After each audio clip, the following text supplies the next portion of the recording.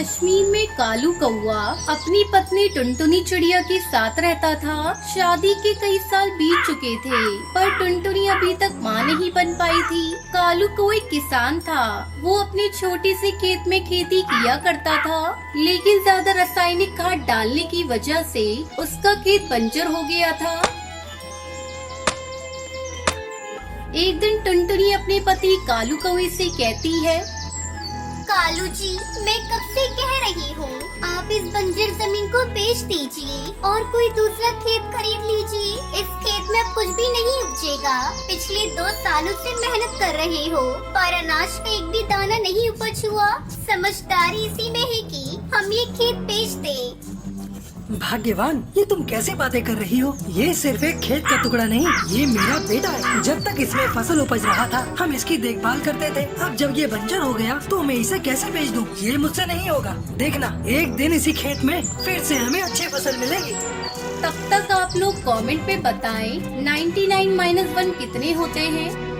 अब तुम अपने मन की करते हो जी, तुम्हारे मन में आएगा वही करोगी। खैर छोड़ो, घर चलो, काफी देर हो गई है। इस तरह कई दिन गुजर गए। कालू रोज अपने बंजर खेत पर जाता और उसे खेती लायक बनाने की कोशिश करता।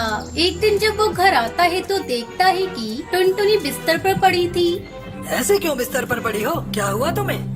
क्या बताऊं जी, आज सुबह से मेरी तबीयत कुछ ठीक नहीं लग रही है।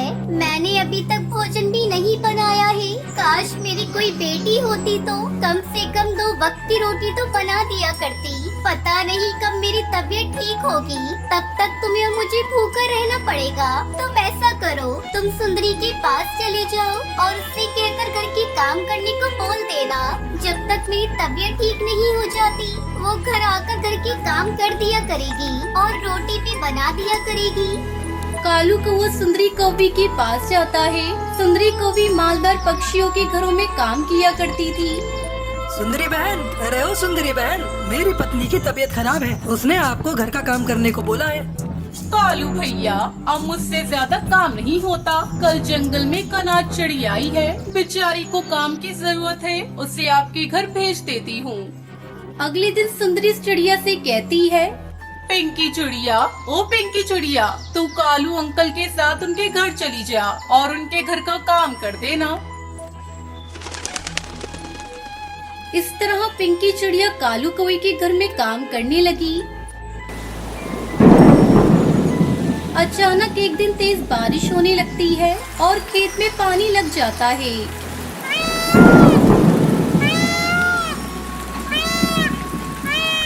खेत से पानी जब पूरी तरह से निकल जाता है, तब कालू टुनटुनी से कहता है, अरे मैं सोच रहा हूँ अपने खेत में किसी सब्जी का बीज बो दूं।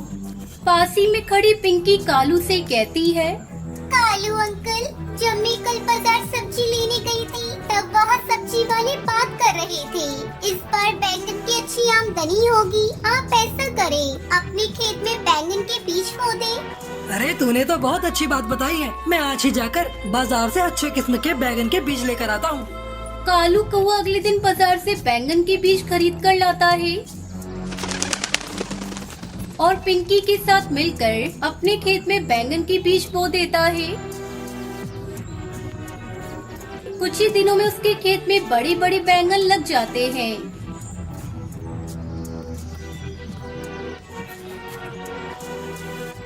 कालू उन बैंगन को बेचकर बहुत सारे पैसे कमाता है। पैसे देखकर उसकी आंखों में खुशी के आंसू आ जाते हैं। सुनते हो जी, मेरे दिमाग में विचार आया है, क्यों न हम पिंकी को गोद ले लें। वैसे भी हमारी कोई औलाद नहीं और इस अनाथ को भी घर मिल जाएगा। इस तरह टुनटुनी और कालू कौआ पिंकी चिड़िया को गोद ले लेते हैं और बैंगन की खेती करके खुशी खुशी रहने लगते हैं। वहीं से टुनटुनी चिड़िया आती है और कालू कौवे की जगह पर बैठ जाती है और गलती से कालू की बलि की बजाय टुनटुनी की बलि चढ़ जाती है। ये कहानी रामपुर जंगल की है, जहाँ पक्षी ही पक्षी रहते थे। वहीं पर 2 पक्के दोस्त भी रहते थे, कालू कौवा टुनटुनी चिड़िया। वो दोनों बहुत अच्छे दोस्त थे। वहीं कालू कौवा बहुत ही गंदा था और टुनटुनी चिड़िया बहुत ही अच्छी थी। कालू कौवा हमेशा कुछ चीज लेने के लिए बाकी पक्षियों को मार देता था। कालू कौवा एक दिन दाना लेने के लिए जंगल में निकल गया। ये चिड़िया के बच्चे, मुझे अपना दाना दे, नहीं तो मैं तुझे खा जाऊंगा। अरे ये क्या बदतमीजी है, मैं अपना खाना खुद लाई हूँ, तुम अपना जाकर लाओ, मैं क्यों दूँ तुम्हें अपना खाना। कालू कौवा उसकी बात सुनकर गुस्से में आ जाता है और उस चिड़िया के बच्चे को मार रहा होता है। तभी उसी जगह से टुनटुनी चिड़िया उड़कर जा रही होती है। वो एकदम देखती है कि कालू कौवा उस चिड़िया के बच्चे को मार रहा है। वो जल्दी से जाकर कालू कौवे को वहाँ से हटा देती है और टुनटुनी चिड़िया उसको बचा लेती है और अपने दोस्त कालू से कहती है, तब तक आप लोग कमेंट में बताएं 120 - 5 कितने होते हैं। तू कितना बदतमीज है रे कालू। हाँ, तू हर एक पक्षी को मार देता है और तू वो बच्चे को भी खा रहा था। हाँ तो बच्चों से मुझे क्या करना। तू कितना पत्थर दिल है रे। हाँ, तुझे इन छोटे बच्चों की मासूमियत नहीं दिख रही। नहीं, मुझे अपना पेट भरने से मतलब है, अब तू मेरा दिमाग मत खा। टुनटुनी चिड़िया हमेशा सबकी मदद करना चाहती थी और कालू हमेशा पक्षियों को मारकर अपना काम चला लेता था। एक दिन कालू एक पेड़ के ऊपर जाकर बैठ गया। तभी उस पेड़ से आवाज आने लगी, बचाओ बचाओ। अरे क्या हुआ तुम्हें, क्यों रो रहे हो? बेटा मेरी मदद करो, वो जो सामने पेड़ है ना, वो मेरी ही जड़ से निकला हुआ है और उसको किसी ने तीर मार दिया। तुम उसके पास जाकर तीर निकाल दो। मैं क्यों करूं तुम्हारा कोई काम? मैं तुम्हारा काम नहीं करूंगा। निकाल दो बेटा, मैं तुम्हारा बहुत शुक्रगुजार रहूंगा, फिर तुम मेरी कभी भी मदद ले लेना। कालू कौवा बिना कुछ बोले वहाँ से उड़कर चला जाता है और वहीं पीछे से टुनटुनी चिड़िया आ जाती है और वहीं पर आकर बैठ जाती है। पेड़ तब भी रो रहा होता है। टुनटुनी उसकी आवाज सुनती है, फिर उससे पूछती है, अरे पेड़ दादा, क्या हुआ आपको? आप क्यों रो रहे हो? वो जो सामने पेड़ दिख रहा है तुम्हें, वो मेरी ही जड़ से आया है और उसे किसी ने तीर मार दिया। अब उसको दर्द हो रहा है, तुम उस तीर को निकाल दो बेटा।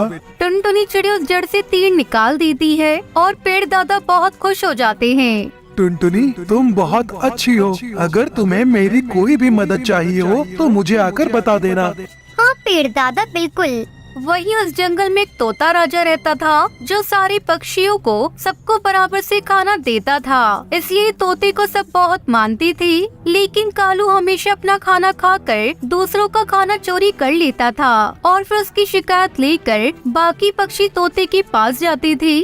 कालू, मुझे तुम्हारी बहुत शिकायत मिली है। तुम्हारी सजा ये है कि तुम अब एक एकांत गुफा में रहोगे और तुम्हें वहाँ कोई खाना नहीं देगा, और अगर तुमने किसी को चुराकर उसे चारा बनाया तो तुम्हें और कठिन सजा मिलेगी। कालू को तोते राजा की बात का कोई असर नहीं होता, वो वही करता है जो उसे मना किया हो। 5-6 दिन ऐसे ही निकल जाते हैं। कालू कौवे को बहुत भूख लगती है। वो चुपचाप बाहर उड़कर शिकार पर चला जाता है ताकि तोते राजा को पता न चले। तोते राजा को ये बात फिर सुनने में आती है कि कालू ने किसी पक्षी को मारकर खा लिया है, तो तोते राजा कालू कौवे को बुलाते हैं। अब कालू, तुम्हारी ये सजा है कि तुम जैसे औरों की जान लेते हो, आज हम तुम्हारी बलि चढ़ाएंगे। तोते राजा, मुझे माफ कर दीजिए। अब मैं आपसे कुछ नहीं करूँगा, मुझे माफ कर दीजिए। नहीं, बहुत समय दे दिया हमने तुम्हें और बहुत चेतावनी भी दी, पर तुम नहीं सुधरे। अब तो तुम्हें दिखाना पड़ेगा कि एक राजा के पास कितनी शक्ति होती है। तोता राजा ऐलान कर देता है कि अब कालू कौवे की बलि ले ली जाए। वहीं से टुनटुनी चिड़िया आती है और कालू कौवे की जगह पर बैठ जाती है और गलती से कालू की बलि की बजाय टुनटुनी की बलि चढ़ जाती है और कालू हैरान हो जाता है कि उसे कुछ क्यों नहीं हुआ और वो अपनी बराबर में देखता है कि उसकी दोस्त मर चुकी है और बलि भी उसकी ही चढ़ चुकी थी। कालू कौवा बहुत रोता है। देख लो, तुम्हें कितना अच्छा दोस्त मिला था। उसने तुम्हें जान से भी ज्यादा प्यार किया था। तुम्हारी गलती बचाने के लिए उसने अपनी बलि दे दी। कालू कौवा बहुत रोता है और कुछ बोल नहीं पाता और सदमे में आ जाता है। फिर वो अपनी गुफा में जाकर वापस रहने लगता है। कालू को अपनी दोस्त टुनटुनी की बहुत याद आती है कि कैसे वो साथ में उड़ते थे और खेलते कूदते थे। इसके बाद कालू कौवे ने एक भी पक्षी की जान नहीं ली, बल्कि उनकी मदद करने लगा और बहुत ज्यादा अच्छा बन गया। इस कहानी से हमें सीख मिलती है कि इतना बुरा नहीं होना चाहिए कि हमारे बुरे बर्ताव से किसी दूसरे पे बुरा असर पड़े।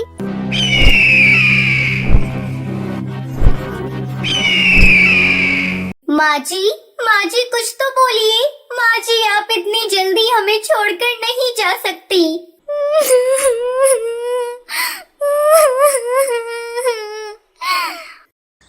बहुत समय पहले अफ्रीका के जंगल में टूनी चिड़िया अपनी दो बहुओं के साथ रहती थी। कुछ दिनों से उसकी तबीयत खराब चल रही थी। वो अपने दोनों बेटे और बहुओं को अपने पास बुलाती है। मेरे बच्चों, मुझे लगता है अब मैं ज्यादा दिनों तक जिंदा नहीं रह पाऊंगी। मैं चाहती हूँ अपने जीते जी सारी जमीन जायदाद तुम दोनों में बराबर बराबर बांट दूं। अरे माँ जी, आप अपने मुँह से ये क्या अपशगुनी बातें बोल रही हैं? मरे आपके दुश्मन, आप जल्दी ठीक हो जाएंगी। नहीं टुनटुनी बहू, मेरा बुलावा ऊपर वाले के यहाँ से आ गया है। अपने जीते जी बंटवारा कर दूंगी तो चैन से मर सकूंगी। हाँ माँ जी, आप बिल्कुल सही कह रही हैं। वैसे भी आपको देखकर लगता है आप बस 1-2 दिनों की ही मेहमान हैं। आप ऐसा करिए, ये घर मेरे नाम कर दीजिए और जंगल के बाहर वाली जमीन टुनटुनी और कालू कौवे को दे दीजिए। लूसी बहू, ये तुम क्या कह रही हो? वो जमीन तो बंजर है। उस जमीन पर कई सालों से खेती नहीं हुई है। तो क्या हुआ? कालू हट्टा कट्टा है, मेहनत करेगा तो बंजर जमीन भी उपजाऊ हो जाएगी। माँ जी, लूसी भाभी को जो चाहिए वो दे दीजिए। हम लोगों को कुछ नहीं चाहिए। टुनटुनी बहू, तुम बहुत अच्छी हो। पिछले जन्म में मैंने जरूर कोई पुण्य किया होगा जो तुम्हारी जैसी बहू मुझे मिली। दोनों बेटे और बहुओं को उनका हिस्सा देकर टूनी चिड़िया राहत की सांस लेती है। टुनटुनी, ऐसा करो, तुम माँ जी को अपने साथ लेती जाओ। मुझे कुछ दिनों अपने मायके जाना है। अगर मैं चली गई तो माँ जी की देखभाल कौन करेगा? ठीक है भाभी, आप बेफिक्र होकर अपने मायके जाइए। मैं माँ जी का ख्याल रख लूंगी। कालू कौवा अपनी माँ और पत्नी के साथ एक छोटा सा घोंसला बनाकर रहने लगता है। इस तरह कुछ दिन गुजर जाते हैं। एक दिन कालू कौवा टुनटुनी चिड़िया से कहता है, टुनटुनी, चलो खेत की सफाई करके सारे कंकड़ पत्थर हटा देते हैं। फिर माँ का आशीर्वाद लेकर बैगन की खेती करेंगे। ये तो आपने बहुत अच्छा सोचा है जी। देर करने से कोई फायदा नहीं। हम आज से ही खेत की सफाई शुरू कर देते हैं। दोनों पति पत्नी मिलकर खेत का सारा कंकड़ पत्थर हटाकर उसकी सफाई करते हैं। फिर उसमें मिट्टी और खाद डालते हैं।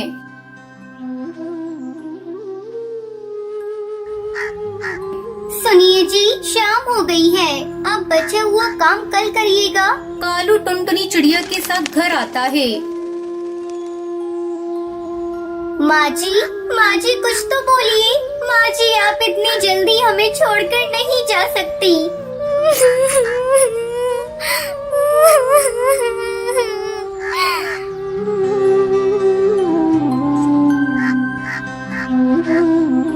दुखी मन से कालू कौवा अपनी माँ को खेत में ही दफना देता है। माँ, अपना आशीर्वाद सदा हम पर बनाए रखना।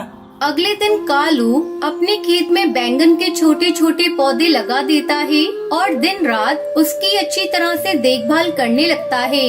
देखते ही देखते उसके खेत में सुंदर सुंदर बैंगन की फसल लहराने लगती है। देख रही हो जी, अपने खेत में बैंगन कितने सुंदर लग रहे हैं। फसल इतनी अच्छी आई है कि विश्वास ही नहीं हो रहा है कि ये खेत बंजर था। आपने बहुत मेहनत की है। आज माँ जी जिंदा होती तो इस फसल को देखकर बहुत खुश होती। कालू कौवा अपने खेत से बैंगन तोड़कर शहर की मंडी में बेच देता और पैसे लाकर टुनटुनी को दे देता है। टुनटुनी चिड़िया, इन पैसों को ले जाकर एक बक्से में रख दो। मैंने एक जमीन के बारे में बात की है। जल्द ही मैं उस जमीन को खरीद लूंगा। खुशी खुशी टुनटुनी चिड़िया उन पैसों को ले जाकर एक बक्से में रख देती है। टुनटुनी और उसका पति बैंगन की खेती करके खुशी खुशी अपनी जिंदगी बिता